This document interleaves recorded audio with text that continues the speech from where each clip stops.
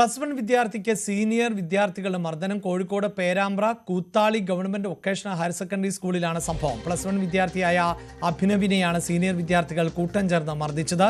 വിളിച്ചപ്പോൾ അടുത്തേക്ക് ചെന്നില്ല എന്ന് ആരോപിച്ചായിരുന്നു മർദ്ദനം. അഭിനവിന്റെ കൂടെയുണ്ടായിരുന്ന വിദ്യാർത്ഥികൾക്കും മർദ്ദനമേറ്റു.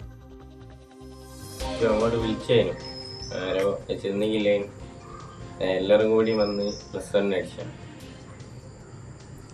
പിന്നെ ഒരുമിച്ച് എന്നെ അടിച്ച് അന്നേരം നിലത്ത് വീണാരോ അവിടെ നിന്ന് ചവിട്ടി കയ്യിൽ കയറ്റിപ്പോ ഹോസ്പിറ്റലിൽ പോയി.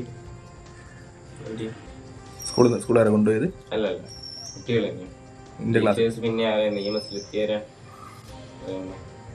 എന്ത് കാരണം പറഞ്ഞ കുട്ടികൾ അടിച്ചത്? അതാണോ റാഗിങ് തന്നെ. അങ്ങോട്ട് ചെന്നില്ലേനോ ബസ്സിനെ വിളിച്ചാരോ ആരോ അതിനെ കൊണ്ട് അടിച്ചു. എല്ലാവരും കൂടി വന്ന് സ്കൂൾ വിട്ട് CCTVന്റെ മുന്നിൽ നിന്നല്ലേനു ഇങ്ങോട്ടൊന്ന് അടിച്ചത്. MS അനീഷ് കുമാർ ചേരുന്നുണ്ട്. അനീഷ്, ഒരുതരം റാഗിംഗ് എന്ന് തന്നെ പറയാവുന്ന സാഹചര്യമാണോ ഇപ്പോഴുണ്ടായത്? അതായത് ഈ അടുത്തേക്ക് വിളിച്ചാൽ ചെന്നില്ല എങ്കിൽ മർദ്ദിക്കുക എന്നൊരു പശ്ചാത്തലം.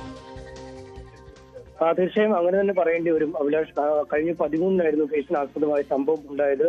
കൂത്താളി ഗവൺമെന്റ് ഹയർ സെക്കൻഡറി സ്കൂളിലെ +1 വിദ്യാർത്ഥി ആയ അഭിനവനാണ് സീനിയർ വിദ്യാർത്ഥികൾ സംഘം ചേർന്ന് മർദ്ദിച്ചത്. വിദ്യാർത്ഥികൾ ക്ലാസ് കഴിഞ്ഞ സമയത്ത് ഈ അഭിനവനോട് അടുത്തേക്ക് ചെല്ലണമെന്ന് പറഞ്ഞു. എന്നാൽ ഇത് ചെയ്യാതിരുന്നതിനെ തുടർന്ന് മർദ്ദിക്കുകയായിരുന്നു എന്നാണ് അഭിനവ് പറയുന്നത്. അടിയേറ്റ് താഴെ വീണപ്പോൾ തന്നെ നിലത്തിട്ട് ചവിട്ടുകയും ചെയ്തു. ഈ മർദ്ദനത്തിൽ അടിയിലും ചവിട്ടിലും തോളലിനടക്കം പരിക്ക് പറ്റുകയും ചെയ്തു. അഭിനവിന്റെ ഒപ്പം ഉണ്ടായിരുന്ന ചില വിദ്യാർത്ഥികൾ ഈ മർദ്ദനം നടക്കുമ്പോൾ തടയാൻ ശ്രമിച്ചു. ആ വിദ്യാർത്ഥികൾക്കും മർദ്ദനമേറ്റിട്ടുണ്ട്. പിന്നീട് അഭിനവിന്റെ സഹപാഠികളാണ് പേരാമ്പ്രയിലെ ആശുപത്രിയിൽ പ്രവേശിപ്പിച്ചത്. ഈ സംഭവവുമായി ബന്ധപ്പെട്ട നേരത്തെ തന്നെ അഭിനവ് സ്കൂളിൽ പരാതി നൽകിയിരുന്നു. പരാതിയുടെ അടിസ്ഥാനത്തിൽ റാഗിംഗ് വിരുദ്ധ സമിതി ഇക്കാര്യം പരിശോധിച്ചു വരികയാണ്. കുട്ടികളുടെയും മറ്റും വിശദാംശങ്ങളൊക്കെ തേടി അന്വേഷണം നടത്തി വരികയാണ്. ഇന്നോ നാളെ ഇത് സംബന്ധിച്ച റിപ്പോർട്ട് നൽകും. എന്നാൽ ഈ അന്വേഷണത്തിൽ ഒരു കാലതാമസം ഉണ്ടാവുന്നു എന്ന് ആരോപിച്ച് ഇന്ന് തന്നെ പോലീസിന് പരാതി നൽകാനുള്ള ഒരുക്കത്തിലാണ് ഈ അഭിനവിന്റെ കുടുംബം.